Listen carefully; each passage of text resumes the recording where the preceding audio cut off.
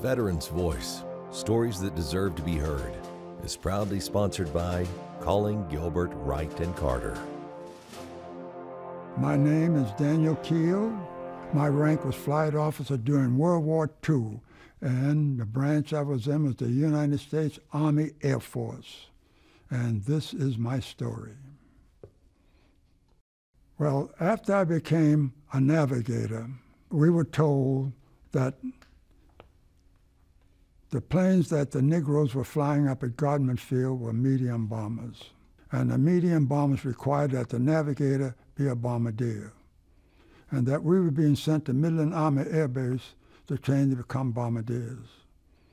Right after we got off the train at Midland Army Air Base, an Army officer walked up to us and told us that we Negroes didn't know our place while we were in his state of Texas.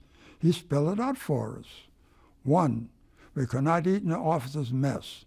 2, we could not go in the officers' club. 3, if we go to the movies, we could not sit in the officers' section. And 4, if we go to town, we had to ride the back of the bus. 12 o'clock sharp, we arrived at the cadet mess hall to eat our noonday meal. Meals back in those days were called breakfast, dinner, and supper. 12:05, 10, 15, 20, 25, 30, 40, no food. But we noticed that every time a group of white cadets came in and sat down, they were promptly fed. After the last group had been fed, the mess sergeant and his crew started bringing us officers what was left of the food. By this time, we were so angry that we told the mess sergeant and the crew to take the food they were bringing us and shove it. Walked over to the officers' mess and demanded that we be fed. Next morning, after breakfast, Phelps and his crew came over to our quarters, demanding to know why we had disobeyed his orders by not eating in the cadet mess hall. We told the lieutenant colonel what had taken place, and he told us that excuse wasn't good enough for him, and for disobeying his orders, we're going to have each and every one of us court-martialed. One of my classmates said to us, if we're going to be court-martialed, let's not be court-martialed by a lieutenant colonel. Let's be court-martialed by a general. And of course, we all said, what difference does it make, court-martial or being a court-martial? He said, it just looked better on our record saying we're court-martialed by a general than a lieutenant colonel.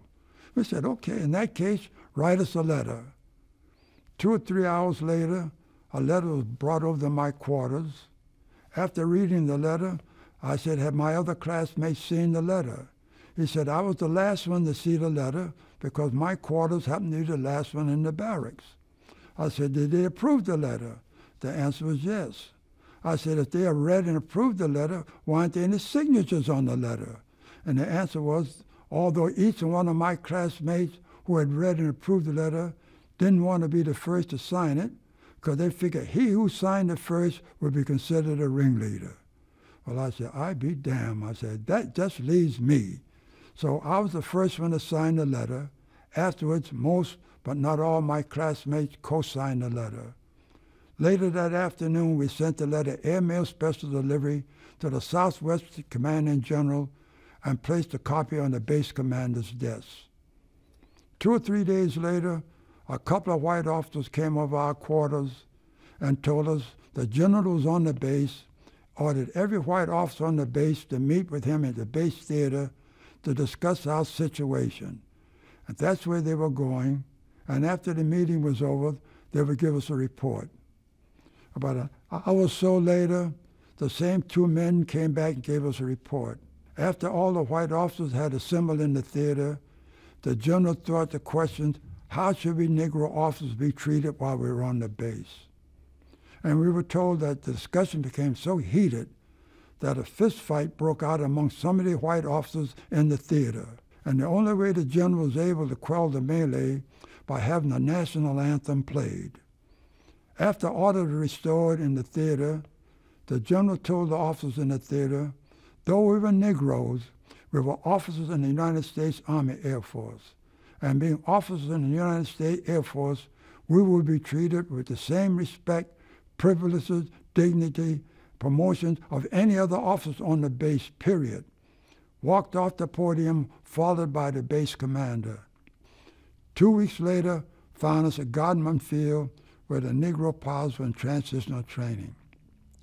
Now, the reason why there were no twin-engine pilots, Negro twin-engine pilots, in the war zone at that time, because the commanding officer at Godman Field was a racist, and his immediate boss was a racist. Right after we arrived at Godman Field, the Army realized they didn't have enough pilots to accommodate all us navigators. So, me and my classmates were sent back to Tuskegee to train to become pilots.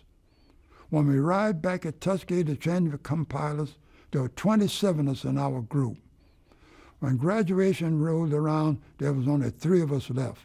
I now believe when the 27 of us were sent back for pilot training, not a single one of us was supposed to make it all the way through. You see, the second week on the base, when we walked in our AI-NI class, we saw 10 X's on the blackboard. When our instructor walked in and said, "Good morning," he said, "You see those 10 X's on the board?" We said, "Yep." "Come Friday, 10 of you men will no longer be in this class." Needless to say, we were stunned by his remarks. Come Friday, 10 of us were thrown out of pilot training. The 10 of us that was thrown out of pilot training just happened to be the first 10 signatures on the letter we sent the Southwestern Commanding General. And wherein I was the first one to sign the letter, I was the first one thrown out of pilot training. Well, this time we wrote and sent a letter to the Southeastern Commanding General. 2 or 3 days later, he was on the base. After our meeting with him, the 10 of us that was thrown out of pilot training was placed back into the program, and the instructor was fired. While this was going on, though, I was surprised to see at the end of lower primary, half the men in my group was told they couldn't solo the airplane, and the required amount of time were promptly sent back to Godman Field. At the end of upper primary, 2/3 of the men in my group had been thrown out of pilot training and sent back to Godman Field. Now, just before we entered basic flight training, we were told 2 things. One, all training done in basic and advanced was done by Army personnel, and some of the instructors were not very friendly. As a matter of fact, we had one instructor who was proud of his record of never ever passing anyone from basic to advanced or advanced to graduation, and wherein each instructor was given 3 men to train in basic and 3 men to train in advanced, 6 men in every class at least were not going to make it. The second thing we were told, that the planes that everyone before us had trained in were no longer going to be used for training purposes. The planes that we would have to learn how to fly in basic training was the planes that everyone before us had learned how to fly in advance. Now, just before we entered basic flight training, the Army brass made a return red-tail black 99th captain an instructor, and I and 2 of my classmates were his first pupil. At the end of basic flight training, you guessed it, we were the only 3 left in my group. 2.5 weeks before graduation, all I had to do to earn my pilot wings and get a promotion was to pass my cross-country instrument flight check and my AI-NI tests. The day before I was to take my instrument flight check, I developed a wicked cold. My throat was so raw I couldn't hardly swallow. A couple of my former classmates who were still on the base, because of a mutiny going on among several of the Negro officers up in Freeman Field in Indiana, suggested to me that the quickest way to get rid of that sore throat was to take a good shot of Alabama moonshine. I took a good shot of Alabama moonshine and spent the next 7 days in the hospital. After talking my way out of the hospital on a Wednesday, week and a half before graduation, I went up to my instructor and told him I was ready for my instrument flight check. He told me, sorry, all flight checks for my class have been completed, and I have to wait till the next class comes along to take my instrument flight check. I told him I didn't want to wait till the next class comes along. I wanted to take it now, and I gave him my reason for wanting to do so. Friday afternoon, my instructor comes up to me and said, Dan, you know, Saturdays and Sundays are my day off. I said, yes, sir, I know that. I tell you what he said. The football team here on the base is going to play the Marines down at Camp Lejeune, North Carolina, this coming Sunday. Now, he said, if you will fly the team equipment down to Camp Lejeune tomorrow morning, I'll go down, fly down with you as your co-pilot.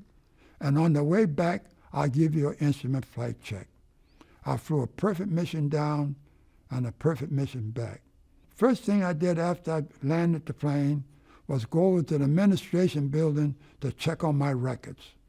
My flight record didn't say satisfactory, it said very satisfactory. My academic record wasn't what I thought it should have been, but a 92 was 7 points higher than an 85. Why squawk? Because all I needed to get a promotion was be above an 85. Went over and told my former classmates who were still on the base the good news. Friday afternoon, I was told to report to the administration building to sign my records. When I given my flight record, very satisfactory, I signed it. When I was given my academic record, the sheet was blank. I looked at the man behind the desk. I said, this cotton-picking form is blank. You don't expect me to sign a blank piece of paper, do you? The man said, you want your wings this coming Monday morning? Sure, I said. Then my advice to you is you better sign it, because if you don't sign this blank piece of paper, you will not be receiving your wings this coming Monday morning. I wanted my wings, so I signed a blank form, and Monday morning, when I got my pilot wings, you guessed it again, I was denied my promotion. Finally, I would like to say that in my wildest dreams that I ever think that what we Tuskegee Airmen did and accomplished during World War II will be remembered by so many people several years later. And for your remembrance, I would like to say thank you.